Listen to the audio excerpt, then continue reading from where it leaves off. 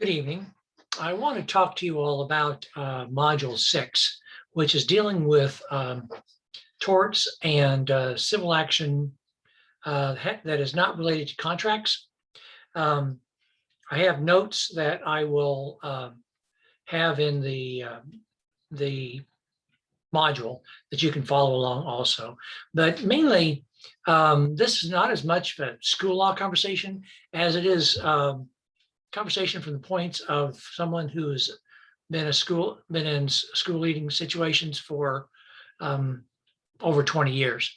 So the title of this is, of course, torts and negligence, which is really the main part. Being a high school principal, that I worked with teachers and coaches a lot about the idea of keeping students safe, which is really the whole idea. Not only do we want to avoid ending up in civil action in court as in a tort, we want to make sure that our students are safe. So I spent a lot of time with this concept working with teachers in my years as a principal. I first came across the idea of negligence and keeping students safe when I was a middle school science teacher. I learned that I needed to be able to foresee middle school kids hurting themselves. Being a science teacher, I often had students doing dissections. We were working with sharp objects, and I quickly learned to remove all of the scalpels from the students' dissection kits and the sharp inspection tools and things like that, because I could just picture, no matter how many times I worked with my kids, no matter how many times I trained them and what I wanted them to do, I could see one of my students hurting themselves, hurting others with a scalpel. And so I found ways that I could teach what I wanted to teach using different tools, as opposed to tools that I could just imagine somebody hurting themselves or somebody else with that. So that was probably my first interactions with that idea, almost 40 years ago. And so when I became a principal, I learned to think somewhat as being a paranoid person, because I knew that keeping students safe was my responsibility. And I had to ensure that my coaches, my teachers were doing all that they could to make sure their students are safe. So the negligence that we're talking about, school people have a duty of care to make sure that they're taking the precautions to protect their students. The duty of care means that when you're on school grounds, every kid on the school ground is part of your responsibility.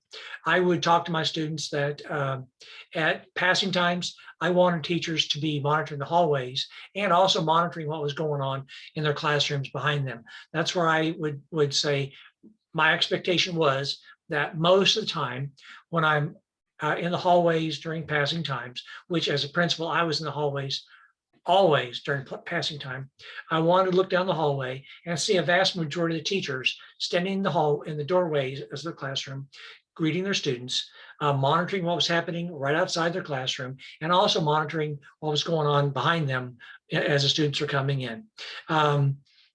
I didn't quite make that a mandate, because I knew that some teachers would be pulled away or something like that. But the understanding was that the teachers are responsible for the area right outside their classroom, and specifically what's going on back in their classroom, so that even if they are teaching what they would consider their best class, their best kids, most behaved kids, they were still responsible. And if the teacher would leave a classroom to run down to the office to copy some papers, they were still responsible for what was going on back in the classroom. And that was a concept. I think teachers tend to understand that. But we get caught short sometimes if we're not careful. So really the term is duty of care. Now, the supervision, as in the notes that follow this video, you're not under obligation to have eyes on every student at all times in the school. I once had another administrator try to tell me that we, as a building of 1,000 kids, that we needed to have eyes on every kid, every minute. And this came from a situation where one of our back parking lots, and I have teachers after school be monitoring the parking lots, but on the far side of the parking lot, this student was what he called hood surfing. And so he just a knucklehead being stupid, but he was up on the hood of his buddy's car and acting like he was surfing. And of course he fell and got a bump on his head. And the parents wanted to be upset with me. And the concept would be that no level of supervision would have stopped that from happening. This was a 17-year-old boy. He had some assumption of risk with that. And so there's no way a teacher could have stopped that from 200 feet on the other side of the parking lot.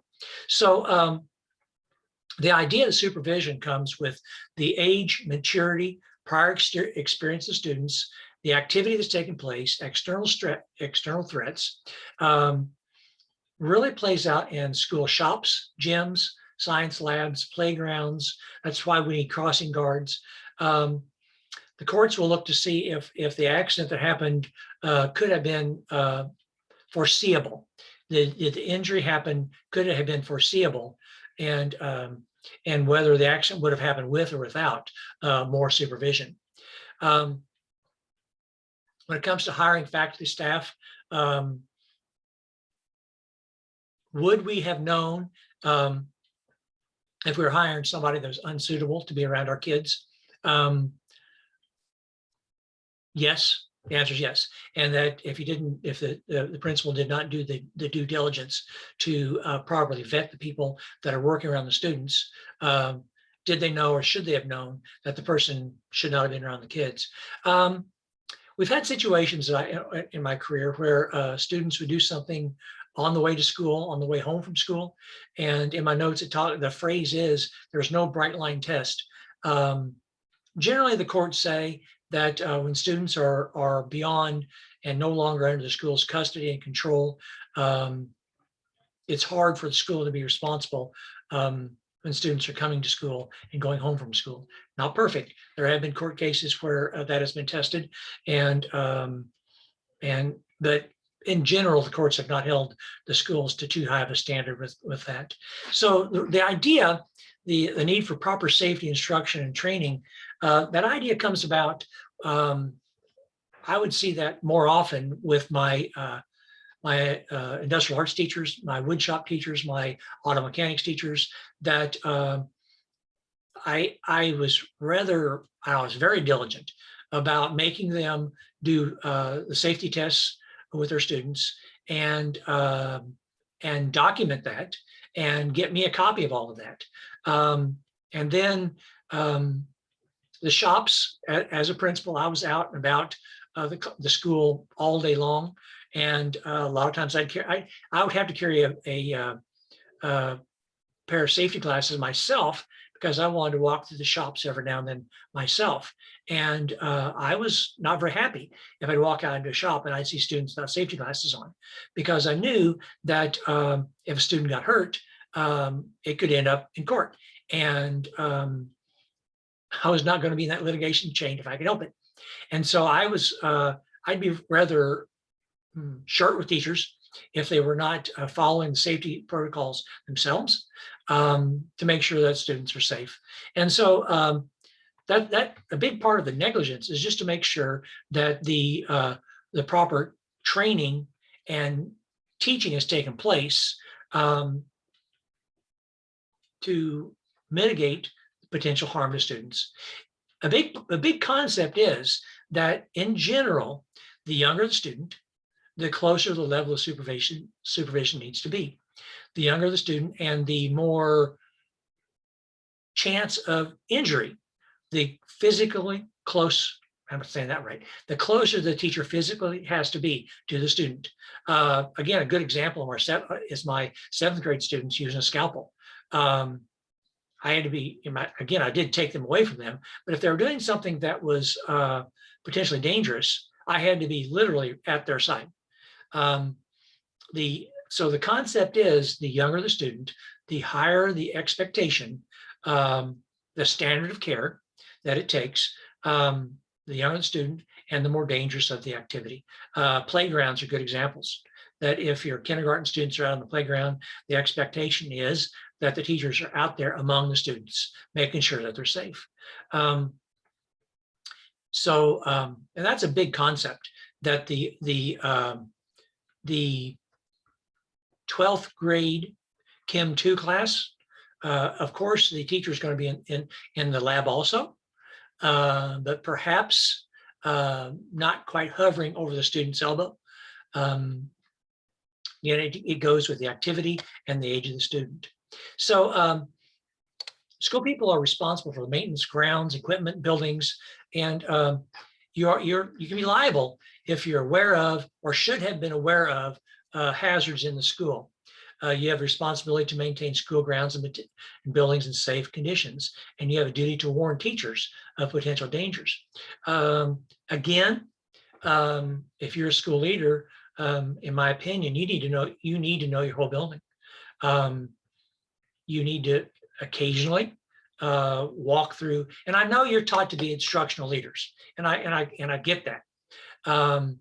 But my take has always been that the first step in being a good instructional leader is to make sure the environment is such where good learning can take place. That comes also about with a clean, safe, orderly environment. And so as principal, occasionally I would have the maintenance staff walk me through the boiler room, because I needed to be aware of the hazards there. I needed to be aware of where the breaker boxes were. I need to be aware that in case I had to respond to something like that, not exactly my wheelhouse, of course, but you just need to be aware of that. And if you see potential hazards, it will come back on you if you don't address them. So I learned as I walk around the school to have an eye open for things that loose carpets, wet floors, dangling ceiling tiles, lights that are out,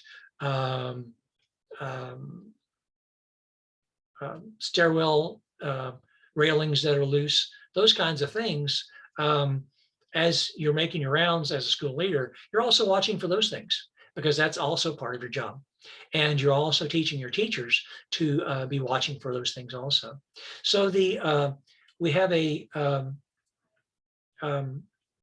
standard duty of care. The standard of care, again, is how much responsibility or how closely you have to respond. So the breach of duty, standard of care, the concept, again, and we've talked about this in other modules, the reasonable person standard applies in this situation too.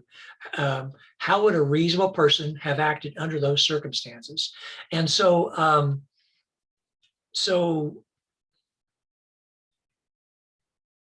would a reasonable person have been able to foresee that that the wet floor from the running water from the broken pipe in the bathroom made the hallway floors wet? Would a reasonable person have foreseen that you need to redirect students during passing time from that area? And if you don't, you're going to be liable if a student slips and falls, because a reasonable person would have been able to foresee that problem. So I guess my concept is, as a school leader, and when it comes to this idea, it's okay to be a little bit paranoid, because that's your job. So some of these things here, the notes mention invitee, licensee, and trespasser.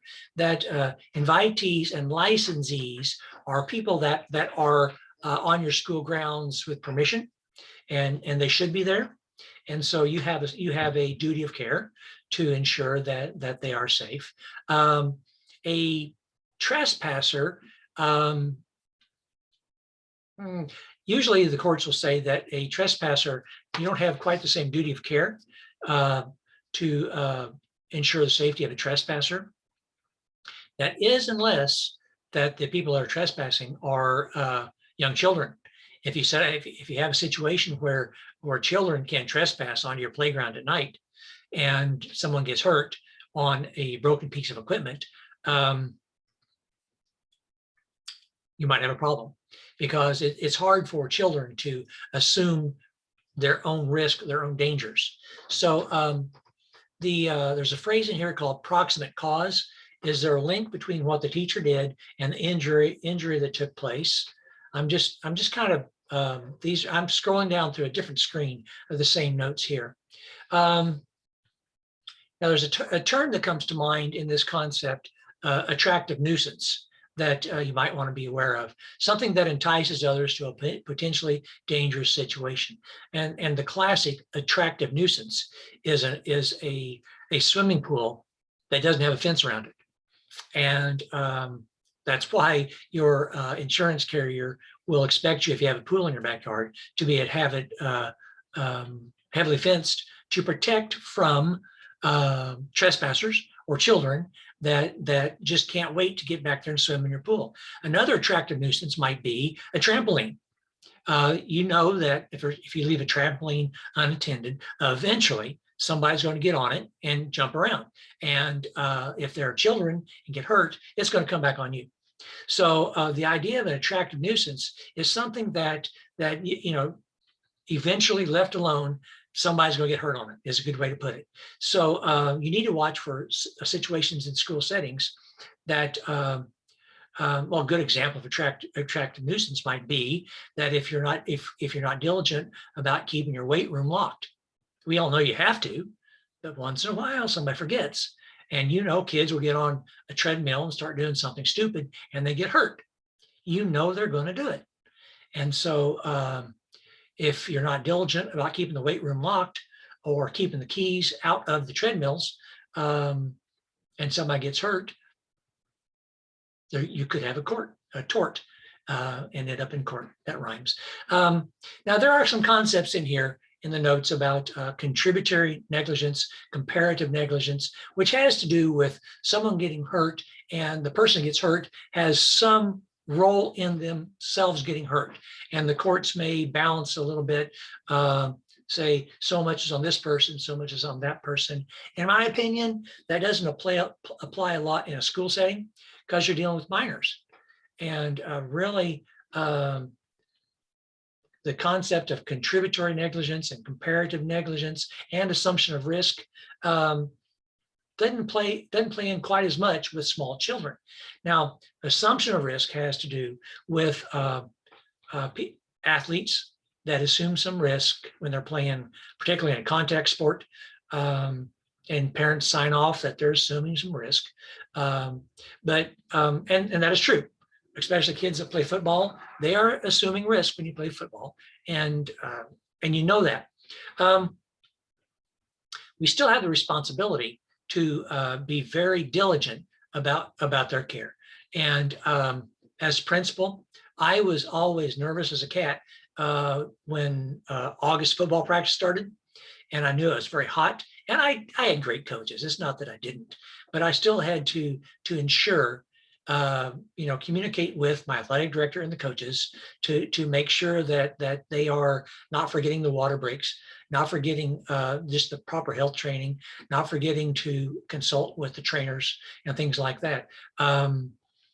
Sometimes hard charging adults get very focused in the practice that's going on and want kids to push through when they really ought to take a water break.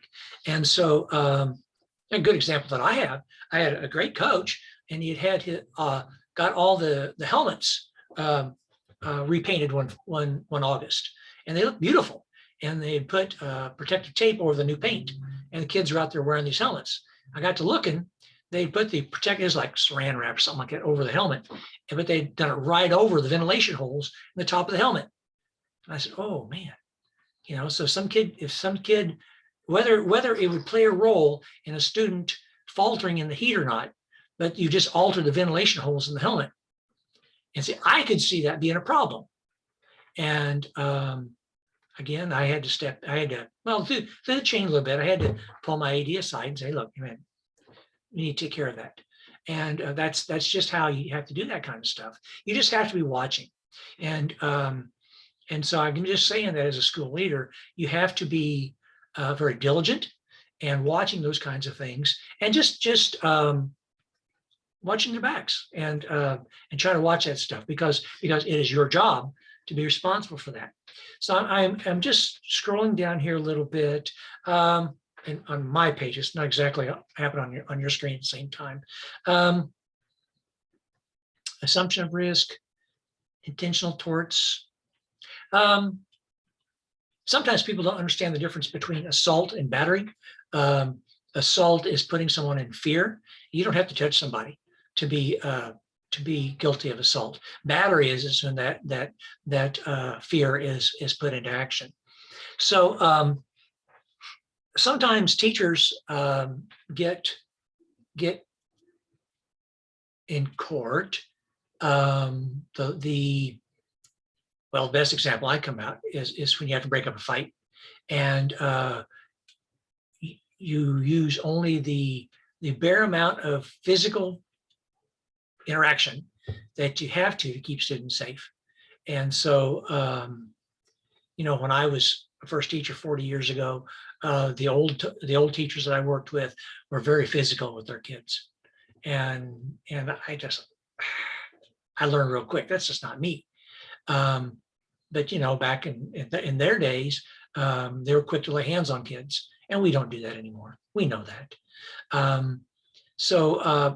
But it is true that I don't know how many times over my years in school settings, how many times I have to intervene students that are being aggressive with each other, being assaulted with each other, and have to try to intervene and have to lay hands. Most of the time I grab an arm and pull or something like that. And luckily, I tend to be big enough that I could generally do that without having to be too aggressive. But I'm just saying that your teachers need training on how to deal with situations that involve a physical connection, physical altercation, that kind of stuff. So nobody ever trained me how to break up a fight. So in our notes, and I may have said that that some of the notes that a resource that I use to help prepare for this course and is a public school law book, electronic version, McCarthy, Cambrian, McCabe. And so in the notes, there's a summary that I pulled directly, and I cited it so you know that it's not me. It is pulled directly, and so there are about 14 or 15 one-liners here that I think help us wrap this up.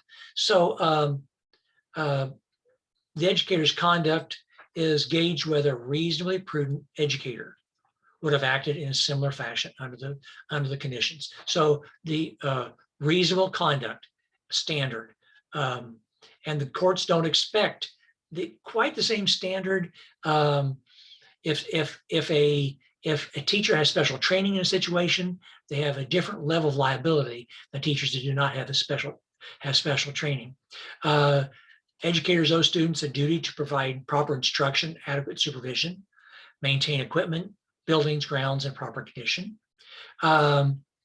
We are expected to exercise a standard of care commensurate with the duty owed. So the concept is, do we have a duty of care?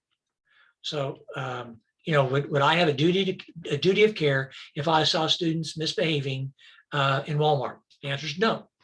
Now, as a college professor now, do I have a duty of care if I'm in a school, I see students in a fight? Probably not. Would I try to verbally intervene? Probably. Luckily, in my 10 years at Northwest, I haven't had to do that. The fourth one, foreseeability. That's a big part. That's where I encourage you to be a little bit paranoid and try to foresee, is there something that could lead to students being injured. I'm kind of scrolling here to see contributory negligence. Okay, so really what I wanted to do, as opposed to having and I know this is a school law class, but I don't want to try to lecture at you, for as if I am a as if I'm a lawyer or something like that. This will be my 40th year in this business, and like most former school administrators, I have lots of war stories about this issue right here, negligence, and I learned to be I learned to recognize and change procedures if they're dangerous. I changed buildings one time, and one of the teachers, shop teachers, was consistently late, and he just told the custodian, just let the kids on into the shop. I'll be there shortly. I thought, no. Kids can sit on the floor in the hallway. They're not going anywhere near the shop without the teacher there. And so as a veteran administrator, I realized real quickly what I was going to tolerate and what I was not going to tolerate, and what could be a very dangerous situation. You just do not let kids in any kind of shop without proper supervision. And one of the recurring things would be when the shop teachers are gone and we have a substitute teacher, and the kids would say, well, can we go in the shop? Mr. So-and-so can watch us. No, he's not a trained, he's not trained to do that. So this will be a worksheet day for you. So just things that I learned to do. So anyway, I wanted to share all that with you. Feel free to email me if you have questions. This module also goes into some special education concepts where you will interview special education director SPED teachers, people that are in that world. A lot of legal action comes out of the world of special education, and we'll also dive into that in this module also. Thank you, and have a nice evening.